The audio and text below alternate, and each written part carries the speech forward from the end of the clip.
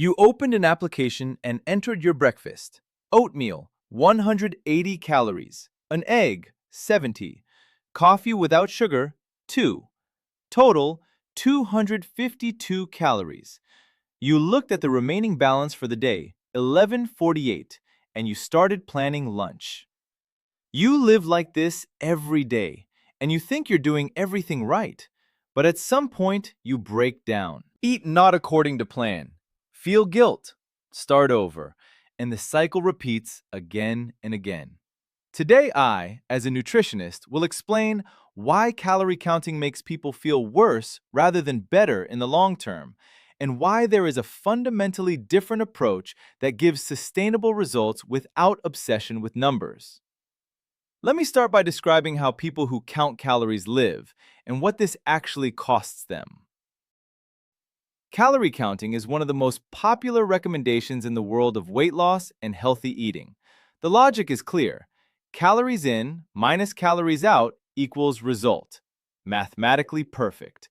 But people are not a mathematical formula, and it is precisely this gap between the mathematical logic of calorie counting and the real physiological and psychological reaction of a person that is the source of the main problem.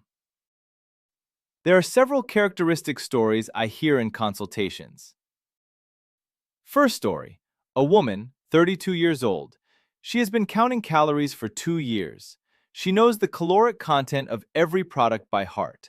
She can estimate a portion by eye with an accuracy of 10 to 20 calories. But she feels anxious at every meal. She is afraid of restaurants because there it is impossible to calculate exactly. She is afraid of guests because she will have to eat unknown food. She refused a friend's birthday dinner because I can't control what's there. She lost 8 kilograms in 2 years, and she is deeply unhappy. There is an important detail about this story. It is precisely the combination of visible success by external indicators, minus 8 kilograms, with a progressive deterioration in psychological state and quality of life that is a classic picture of how calorie counting transitions from a tool into an obsessive control mechanism. Second story, a man, 26 years old.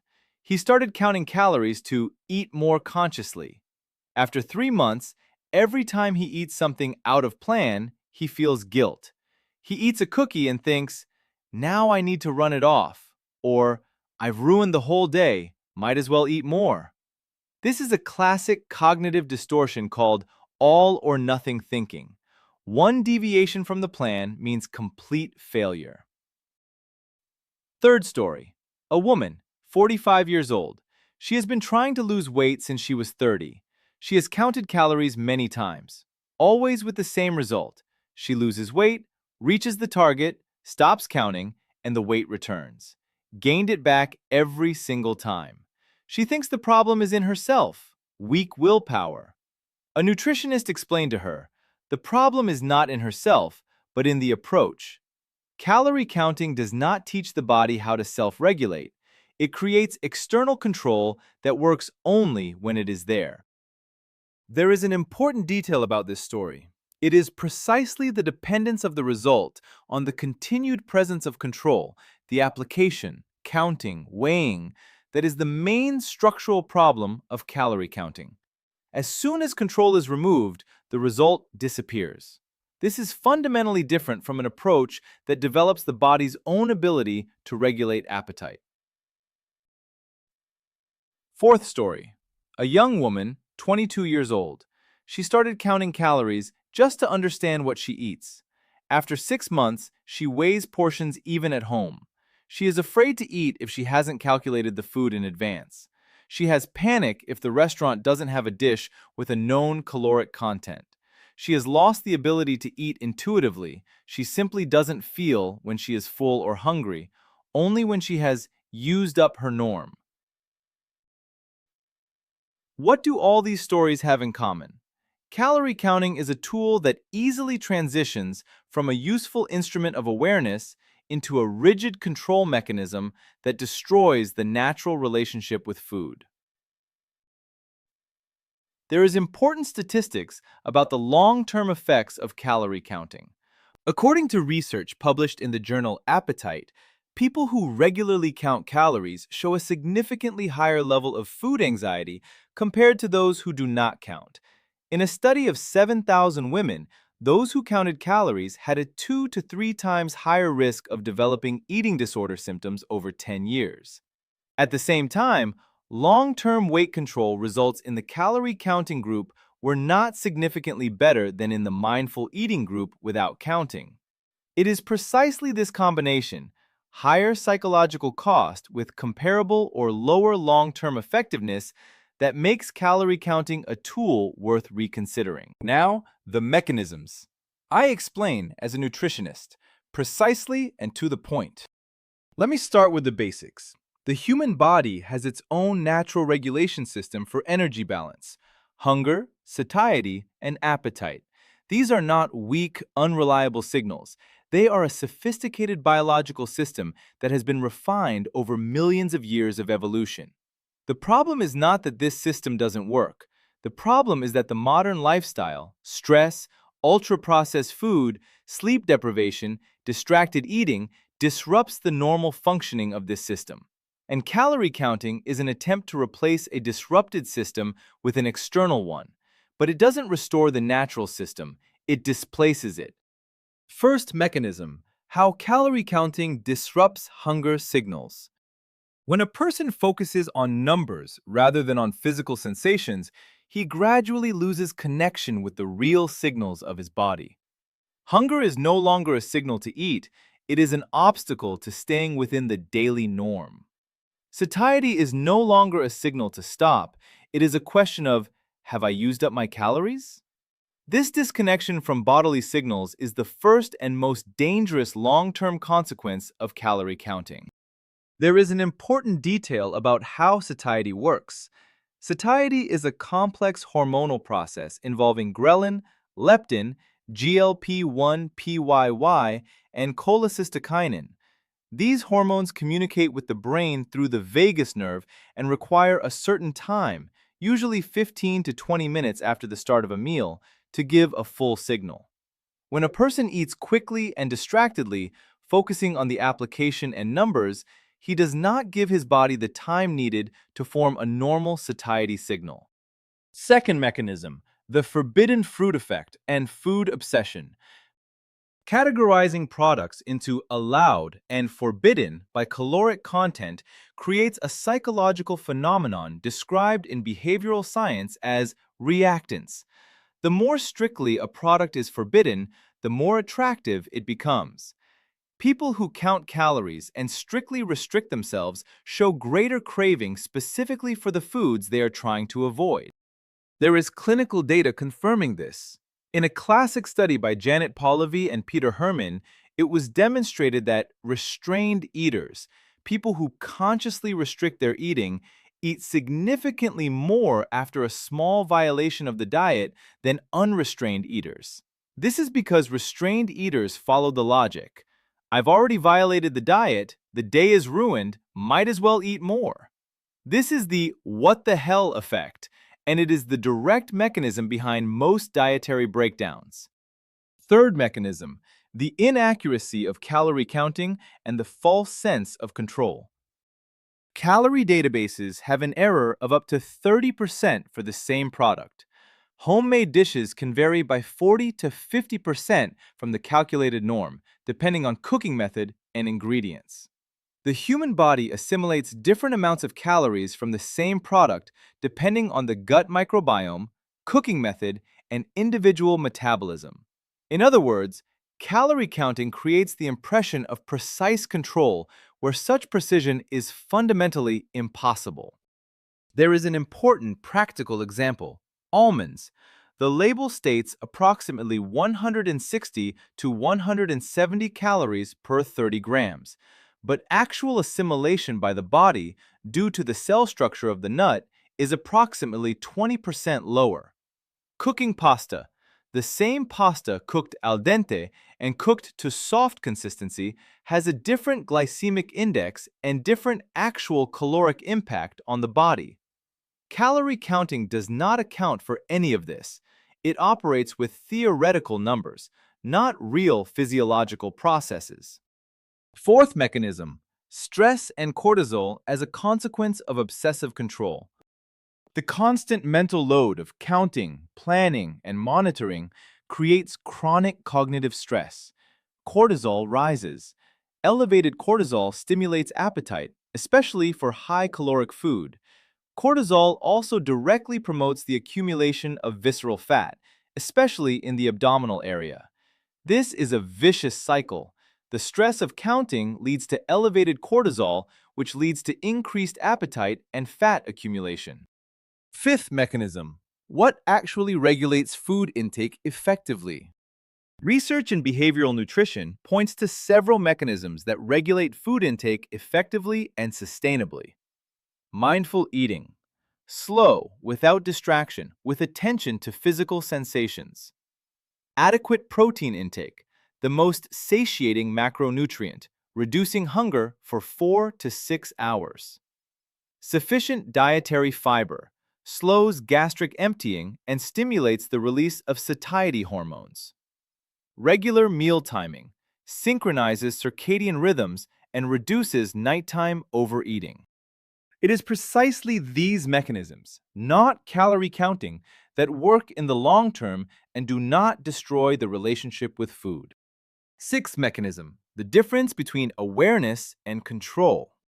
Mindful eating and obsessive calorie counting may seem similar from the outside, but they are fundamentally different psychologically. Awareness means noticing what you eat, how you feel, what you want, and making choices based on these signals.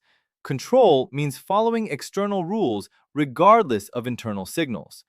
Awareness develops self-regulation. Control replaces it. It is precisely the development of self-regulation, not its replacement, that gives sustainable long-term results. Now about mistakes, the most widespread ones associated with calorie counting. Mistake 1. Believing that calorie counting is the only scientific approach. Energy balance, calories in versus calories out, is indeed a physiological reality. But calorie counting is just one of many ways to work with this reality, and not the most effective one for most people. Hormonal regulation, food quality, meal timing, composition of the microbiome, all of these affect actual caloric utilization by the body no less than the counted numbers. Mistake 2. Using calorie counting as the main tool for a long time. Short-term calorie counting for 2 to 4 weeks can be useful as a one-time exercise in awareness to understand approximately what and in what quantities you eat.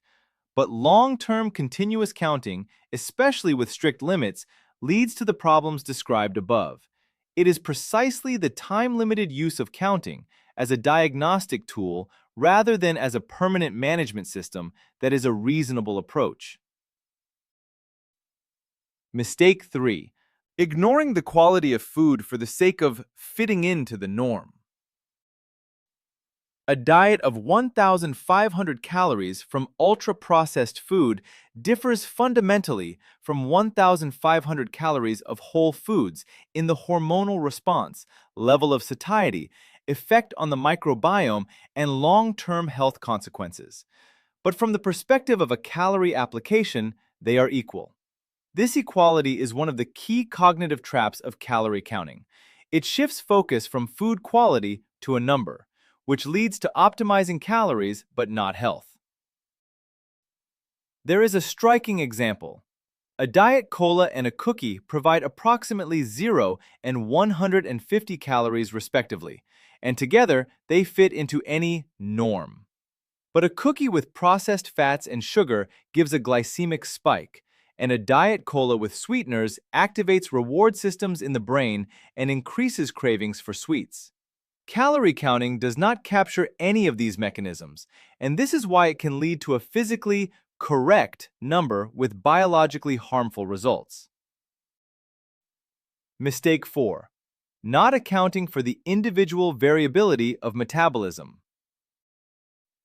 Two people eating 1,500 calories per day will have different results due to differences in the microbiome, hormonal background, level of physical activity, sleep quality, and stress. Calorie counting doesn't account for this. It assumes equal results for equal numbers, which doesn't correspond to physiological reality. Mistake 5. Confusing food awareness with food anxiety. True awareness means being present at a meal, eating slowly, noticing tastes and sensations, stopping when satiated. Food anxiety means constant monitoring, anxiety about deviation from the plan, guilt after eating forbidden food. It is precisely the transition from the first to the second, which happens easily with prolonged calorie counting, that is the key risk of this approach. Mistake 6. Not working on the causes of overeating. Overeating most often has causes: stress, loneliness, boredom, emotional dysregulation, sleep deprivation. Calorie counting does not address any of these causes. It only tries to control the consequence. This is exactly why breakdowns happen on diets. An unresolved cause eventually overcomes control. Now, what really works instead of calorie counting? First, structured mindful eating without counting. Regular meals at a fixed time, 3 main meals with 2 optional snacks. Eating at a table, without a phone, without a computer. Eating slowly, at least 20 minutes per meal. Stopping when you feel 80% full. These 4 simple rules, when implemented consistently, naturally regulate caloric intake in the majority of people without any counting. There is research data confirming the effectiveness of this approach. In a series of studies by Brian Wansink and colleagues, people who ate slowly and attentively consumed an average of 10 to 15% fewer calories per meal without any intention to reduce intake, simply by paying attention to the process of eating. Over a year, this amounts to significant results without any restrictions. Second, building a diet around proteins and fiber. 30 grams of protein per main meal creates satiety for 4 to 6 hours and reduces caloric intake at subsequent meals. 5 to 10 grams of fiber per main meal slows gastric emptying and stimulates GLP-1 and PYY, satiety hormones. Together, protein and fiber create a meal that makes portion control unnecessary for most people. The body itself stops being hungry. Third, identifying and eliminating triggers of emotional eating. Stress, boredom, loneliness, each of these triggers has its own non-food response. It is precisely working with triggers, not with calories, that eliminates the cause of overeating, not just the consequence. A nutritionist and, when necessary, a psychologist are partners in this work. Fourth, building a healthy relationship with all food products. There are no forbidden foods. There are foods that are more or less useful, consumed in different quantities and with different frequencies. Permission to eat anything without guilt and within the framework of overall diet quality reduces food obsession and, paradoxically, reduces the desire to eat forbidden food in excess quantities. This is the basic principle of intuitive eating, which research confirms as more effective for long-term weight maintenance than restrictive approaches. There is important research on intuitive eating. A meta-analysis of 68 studies showed people who eat intuitively have a significantly lower body mass index in the long term compared to those who follow restrictive dietary approaches, while showing significantly lower levels of food anxiety, eating disorder symptoms, and overall psychological distress. It is precisely this combination, better physical result plus better psychological state, that makes intuitive eating a preferred approach for long-term work. Fifth, working with sleep and stress as nutritional factors. One night with less than 6 hours of sleep increases ghrelin by 24% and decreases leptin by 18%, the hormonal equivalent of eating an additional 300 to 500 calories without actual consumption. No application will help with this, only sleep normalization. Similarly, with stress, cortisol directly triggers cravings for high-caloric, high-carbohydrate food. Sixth, gradual formation of healthy dietary habits rather than rigid rules. A habit is an automatic behavior that does not require willpower. It is precisely habits, not rules and control, that work in the long term. Forming one new dietary habit per month, cooking at home rather than ordering out, adding a vegetable to every main meal, eating breakfast within an hour after waking. Each of these habits, once formed, works automatically, without effort and without counting. There is an important nuance about when calorie counting can still be useful. In certain specific contexts, a limited use of calorie counting is justified. Athletes who need to precisely hit the macronutrient composition for competitive training. People with specific medical conditions, for example, chronic kidney disease, where accurate control of protein and electrolytes is necessary. People who have never paid attention to their diet and need a one-time reality check, what and in what quantities they actually eat. It is precisely in these specific, limited contexts, not as a permanent lifestyle, that calorie counting can be useful without the costs described above. Calorie counting is a tool. Like any tool, it can be useful in the right context and harmful in the wrong one. The problem is that it has been positioned as a universal solution, and it has become a lifestyle for millions of people for whom it was never suitable. 3 concrete steps. Stop counting, literally, for 2 weeks, and observe what happens to your appetite, your relationship with food, and your general psychological state. Add protein and fiber to every meal. This will naturally regulate your intake without numbers. Find your triggers of emotional eating and begin working with them, not with calories. Good nutrition does not require constant monitoring. It requires listening to your body. There is a final thought about self-trust. Calorie counting is built on distrust of the body's signals. They are unreliable, so they must be replaced with external control.